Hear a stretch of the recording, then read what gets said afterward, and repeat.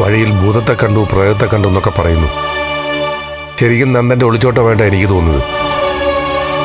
അവൻ്റെ മനസ്സിന് എന്തോ ഒരു പ്രശ്നം അലട്ടുന്നുണ്ട്. കെവിനും ഇസബെല്ലയൊക്കെ അവനെ എങ്ങനെയാണ് സ്വാധീനിച്ചിരിക്കുന്നതെന്ന് കൃത്യമായിട്ട് മനസ്സിലാക്കണം. എന്താ സർ, അവരെന്തെങ്കിലും രീതിയിൽ കുഴപ്പക്കാരാണെന്ന് സാറിന് എപ്പോഴെങ്കിലും തോന്നിയിട്ടുണ്ടോ? ഇല്ല, അങ്ങനെയൊന്നുമില്ല. കെവിനും ഇസബെല്ലയൊക്കെ നല്ല കുട്ടികളാണ്. പക്ഷേ ഒരുപാട് വർഷങ്ങൾക്ക് ശേഷം വിവാഹമൊക്കെ കഴിഞ്ഞ് സ്വസ്ഥമായി കഴിയുന്ന നന്ദന് പെട്ടെന്നൊരു കൂട്ടുകെട്ടിൻ്റെ സ്വഭാവത്തിൽ പഴയ സുഹൃത്തുക്കളൊക്കെ വരുന്നതും അവർ പെട്ടെന്നങ്ങ് ബിസിയാവുന്നൊക്കെ ആലോചിക്കുമ്പോൾ ഏയ്, അതിലൊന്നും വലിയ കാര്യമില്ല സർ. ചില സൗഹൃദങ്ങൾ അങ്ങനെ, ഒന്ന് വിളിച്ചില്ലെങ്കിലും മെസ്സേജ് അയച്ചില്ലെങ്കിലും വർഷങ്ങളോളം പഴക്കമുള്ള ചില സുഹൃത്തുക്കൾ നമ്മളെ കൂടെ തന്നെ ഉണ്ടെന്ന തോന്നലിൽ അങ്ങ് ജീവിക്കും. ഒടുവിൽ അവർ നമ്മുടെ കൂട്ടത്തിൽ കൂടുമ്പോൾ ചിലപ്പോൾ അത് വലിയ കൂട്ടായിട്ട് മാറുകയും ചെയ്യും. എന്താണെന്നറിയില്ല, പക്ഷെ എന്തൊക്കെയോ പ്രശ്നങ്ങൾ നന്ദനുണ്ട്. ദേവികയും നന്ദനും തമ്മിലുള്ള റിലേഷൻ എങ്ങനെയാ സർ?